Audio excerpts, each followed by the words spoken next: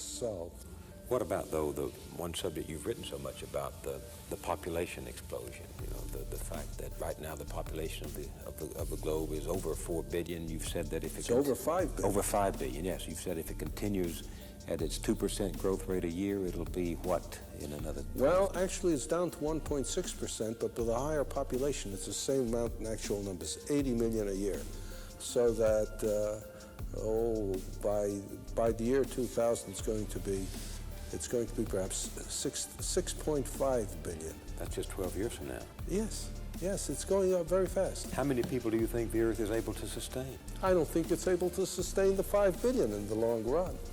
So that, I mean, right now, most of the world is living under appalling conditions. And we can't possibly improve the conditions of everyone.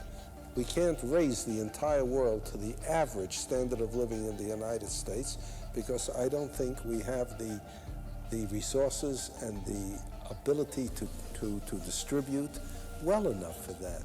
We have condemned, right now as it is, most of the world to a miserable starvation level of existence. And it'll just get worse as the population continues to go up. But you can't just say to a woman, don't have children. Well, you know, it's not so much that. It's so many people are saying have children. There is such a pro-natalist attitude in the world. We celebrate Mother's Day so enthusiastically. We say, may all your troubles be little ones. We celebrate additional children. I feel sometimes that if we'd only stop pushing for children, that somehow there would be fewer of them. Why did you say that the price of survival is the equality of women? Because if women have full ability to enter into all facets of the human condition, if they can enter business, if they can enter religion, science, government on an equal basis with men, they will be so busy that they won't feel as necessary to have a great many children.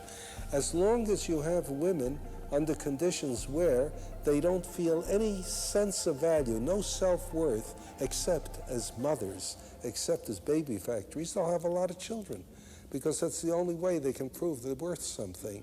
In general, if you look through the world, the lower the status of women, the higher the birth rate. And the higher the birth rate, the lower the status of women. So that if you could somehow raise the status of women, I am certain the birth rate will fall drastically through the choice of the women themselves. What do you see happening to the idea of dignity, to the human species, if this population growth continues at its present rate? It's going to destroy it all. I use what I call my bathroom metaphor. If two people live in an apartment and there are 2 bathrooms, then both have what I might call freedom of the bathroom. Go to the bathroom anytime you want to and stay as long as you want to for whatever you need. And this, to my way, is ideal. And everyone believes in the freedom of the bathroom. It should be right there in the Constitution. But if you have 20 people in an apartment and 2 bathrooms, no matter how much every person believes in freedom of the bathroom, there is no such thing. You have to set up times for each person. You have to bang at the door, aren't you through yet, and so on. And in the same way, democracy cannot survive overpopulation. Human dignity cannot survive it. Convenience and decency cannot survive it. As you put more and more people onto the world, the value of life not only declines, but it disappears. It doesn't matter if someone dies. Of course, so many people say, well, the United States is bringing its population under control, that we're going to have a stable population. We're not even reproducing ourselves, and what the rest of the world does, we can't control. The population in the United States is still going up. The only time it went up really slowly was during the Great Depression, when there were no laws sort of lowering the birth rate. There was just an economic depression which made people think twice before they had children. But the United States is doing something else, which is absolutely refusing to help other nations control population. So that our feeling is somehow that it's enough for us to somehow make sure that the United States is in good shape, and what other nations do is their business. It's not their business, it's our business too. In other words, we can't exist as a stable economy and a stable society if around us is turmoil, chaos. Absolutely not. Right now, in many nations, they're just destroying the rainforests because they need the firewood, they need the space for farms. Why should I care about that? Because without the rainforests, we're going to have deserts instead. The food supply will dwindle. As a matter of fact, there's even the possibility that we're going to lose all kinds of valuable substances we know nothing about. Those rainforests have an incredible number of species of plants and animals that we know very little about. Some of them may produce chemicals of great importance pharmacologically and medically. Some of the plants might, if properly cultivated, be new food sources.